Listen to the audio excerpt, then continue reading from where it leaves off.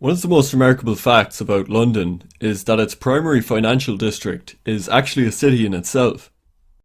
Known as the City of London, it was established a few years after the Roman invasion in 50 AD on the north bank of the River Thames. William the Conqueror gave sovereign status to the City of Londoners in 1694, allowing them to continue enjoying separate rights and privileges as long as they recognised him as king. The kings that succeeded William built a new capital and called it Westminster. Westminster then joined up with surrounding towns and villages and became the bustling metropolis that we know as London today. Since then, however, the City of London, 1 square mile in the heart of London, has remained semi-independent. While it's not an independent nation like the Vatican, laws passed by the British Parliament do not in fact apply to the City of London.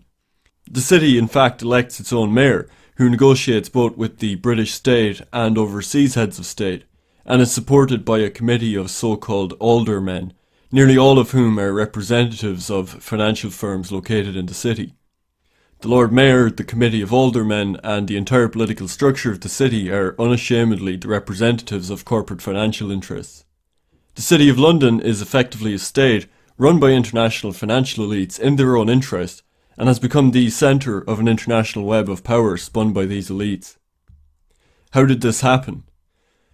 Well, in the 18th century, London succeeded Amsterdam as the centre of international finance, and in the 19th century the British Empire became the dominant force in the world, to the point that by the middle of the century half of all of the world's manufacturing was based in Britain.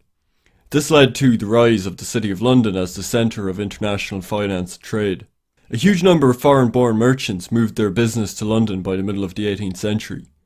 These merchants established guilds and wielded great influence and power. They were able to secure autonomy and special freedoms and rights for the residents that businesses in the area enjoy to this day. This group of alien residents included the Dutch Jews who came over as London succeeded Amsterdam as a centre for international exchanges, and played a major role in London banking and insurance, and as investors in government stocks.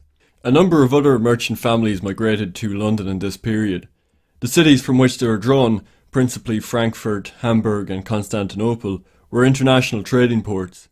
Their prosperity was derived from their location at the focus of a mosaic of small states and at the meeting point of different ethnic and religious traditions, so that over the centuries each evolved an elite of mercantile families drawn from various races and creeds. Their situation, then, was broadly favourable to the development of an aristocracy of international financiers, with no loyalty to any nation or project beyond their own enrichment and power. As the British Empire became an empire on which the sun never set, in the City of London there emerged all sorts of middle and small-sized commercial institutions that were really specialists on different countries. And this became the bedrock of the city's success, highly specialised knowledge of various areas in the world. After the Second World War, the British Empire began to withdraw from its former colonies, to the point that by the 1980s the largest empire the world had ever seen shrank down to contain just remnants and debris, including the United Kingdom, 3 adjacent Crown territories, Jersey, Guernsey and the Isle of Man, and dependent overseas territories which included some small Caribbean islands, the Falkland Islands and Gibraltar. But the remarkable fact about the British Empire is that while it disappeared completely from most contemporary maps of the world, it never went away on one map, the map of contemporary international finance. On the face of it, New York is the largest international financial centre, followed by London. But this data treats British jurisdictions like Jersey, Guernsey, the Cayman Islands and so on as entirely separate, independent territories. They are in fact part of the British state. If added together, you find that roughly 1/3 of all international deposits and investments are going through these jurisdictions, which are remnants of the British Empire and which remain part of the British state. And if you add ex-colonies whose independence was relatively recent, like Singapore, then you reach a figure of 40%. That compared to roughly 10% going through the US. To understand how this new British Empire, the colossal financial empire, formed, we have to go back to 1956, the Suez Canal crisis. This was a time when Britain's global dominance was in steep decline. Egypt nationalised the Suez Canal Company and took control of the canal, displacing the international consortium that had run it for nearly a century. France, Israel and the United Kingdom almost immediately began planning a joint military action to retake control, while seeking to win international support for a diplomatic solution. Israel invaded the Sinai, and France and the United Kingdom used Egypt's counterattack as an excuse to attack it by air. 1 week later, however, Britain undercut the operation by accepting a United Nations resolution for a ceasefire, primarily due to intense pressure from the US. This has come to be seen as Britain's last throw of the imperial dice, and led to a political crisis that eventually led to the resignation of its Prime Minister, Anthony Eden. More significantly though, the Suez was also a financial crisis. Throughout 1956 and 57, the United Kingdom had a current account surplus despite the disruptions to its international trade, but the value of its currency came under speculative pressure.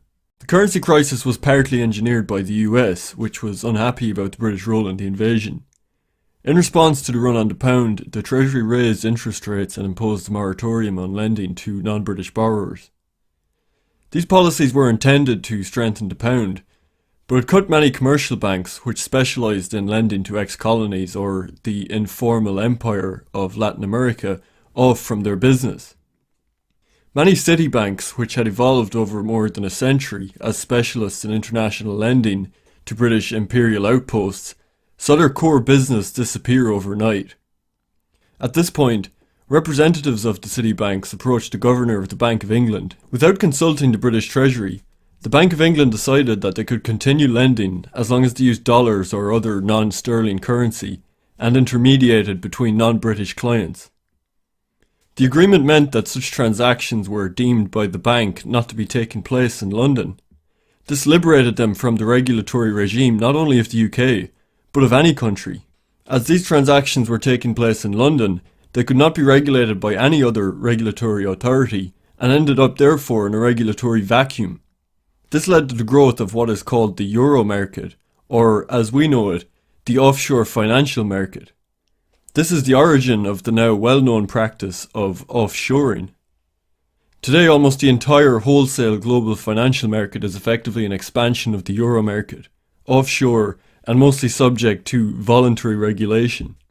American banks, increasingly constrained by a series of New Deal financial legislation, discovered the opportunities that London offered them to escape their own financial regulations, and began to set up branches in London specialising in euro market operations. However, despite London's lax financial regulation, it still had relatively high tax rates. So London financiers began to develop British islands as offshore financial enclaves for tax purposes.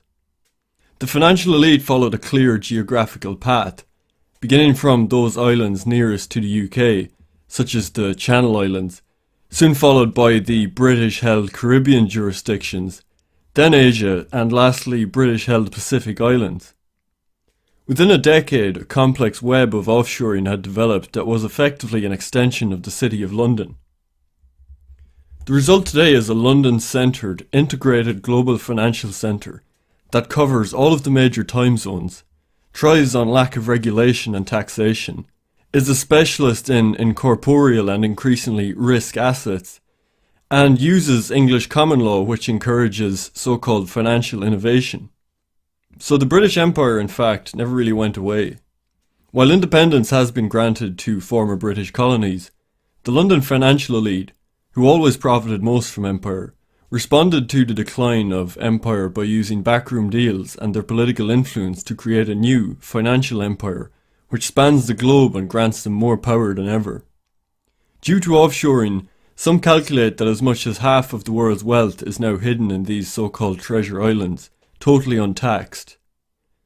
While the means of their influence has changed, the same class of super-rich, unaccountable financial elite of the City of London continues to dominate the globe financially.